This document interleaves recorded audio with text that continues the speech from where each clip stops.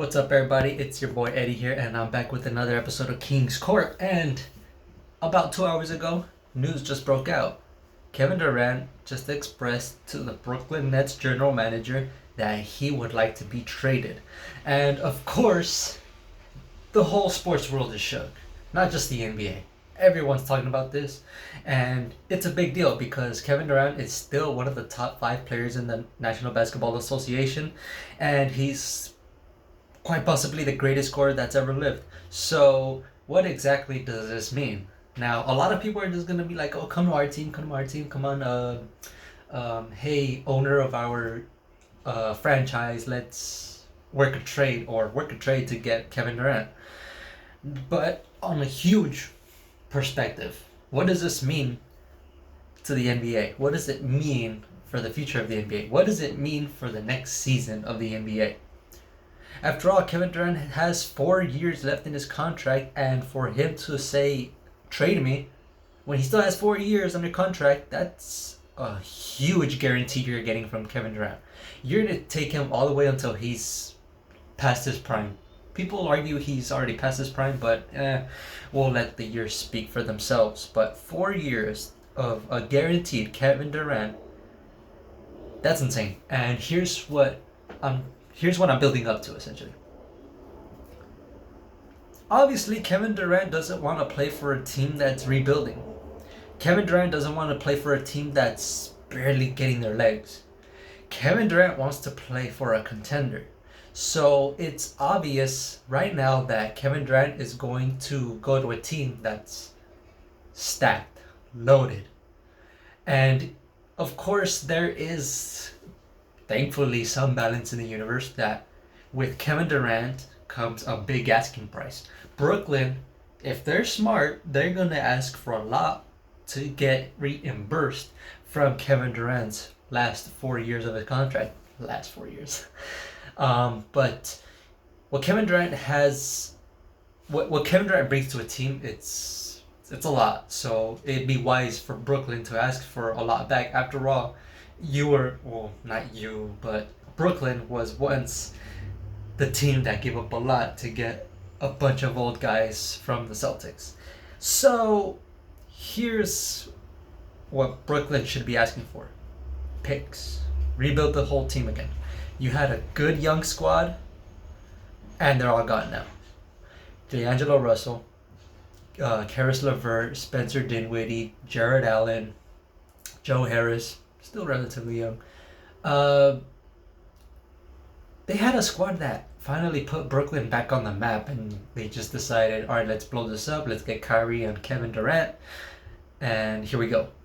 Didn't work out, so they finally put themselves back on the map. But you want to rebuild the smart way, like Oklahoma City has done it, and the way that the Boston Celtics did it for a few years after Paul Pierce and Kevin Garnett.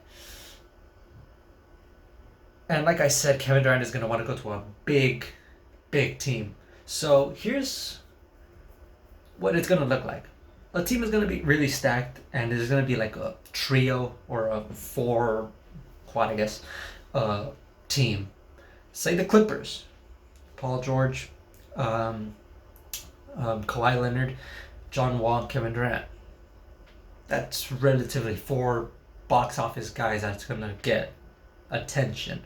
If he joins the Lakers, doubtful. But LeBron, AD, Westbrook, Kevin Durant, interesting. Sixers, Embiid, Harden, Kevin Durant, interesting. Probably won't happen. Very likely won't happen. But hey, that's a contending team. The Celtics, they just came out of the NBA Finals. Golden State, I don't think they're gonna do it. Their prime players are too good to be traded, and you kind of grew them, so it'd be dumb to just get rid of them. And your young core is a good core to fall back on, so Golden State's off the map. At least I think.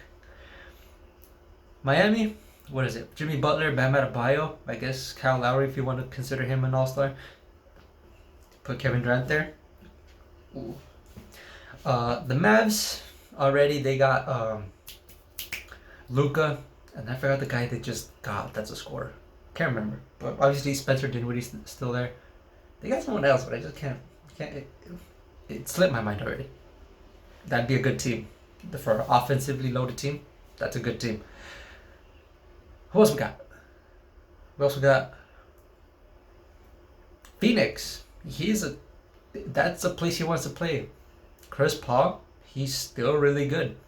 Booker, DeAndre Ayton, if he stays, that's still a pretty good squad because they still got Mikal Bridges and I guess Jay Crowder to an extent. He's crucial for the team. I don't know if he's not a box office by any means, but he's crucial to the team. And you could go with a lot of other teams that are, I guess, in the playoff picture and all that good stuff. You also want to look at the teams that barely made the playoffs, or they did, but they got eliminated pretty fast. Portland, they're still pretty good when Damian Lillard's playing. Not great, but with Kevin Durant, definitely something will change. You put them on the Pelicans, a hungry, young-ish Pelicans team. They're gonna make some noise. Chicago, they're a mix of vets and young talent. They got a little something to go for. Cleveland, probably not, but that team's coming back around post LeBron. The league is gonna shape up some way, shape, or form, and it's gonna create a powerhouse somewhere. I strongly believe.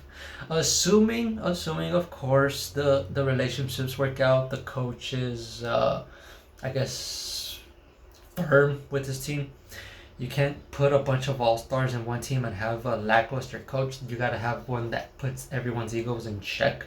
You gotta be having a guy that's gonna put the team over individuals, and you gotta be able to lead the team. So it's gonna shape the NBA in some way, shape, or form. Someone's gonna get good, and obviously someone, being Brooklyn, is gonna drop. They're gonna fall off the map after this season. Well, actually, this next season, for the next maybe 2, 3 years, 5. Sorry, Brooklyn fans, but that's essentially what you're getting with this trade request. Kevin Durant's gonna go somewhere, and it's gonna be a legitimate contender that might take the championship. It's just about fit and I guess the progress the team will make. But that's my takeaway. What do you guys think? Let me know down in the comments below. Let me know on Twitter. Of course, you guys already know where I am. And hopefully this all works out for the Clippers. Obviously, I would want Kevin Durant on the team, but yeah, I don't think he's essential. They could go through him just fine as long as he doesn't go to Phoenix or I guess the Mavs. I don't know too many teams that are going to give the Clippers some trouble, but definitely not Phoenix. Don't go to Phoenix.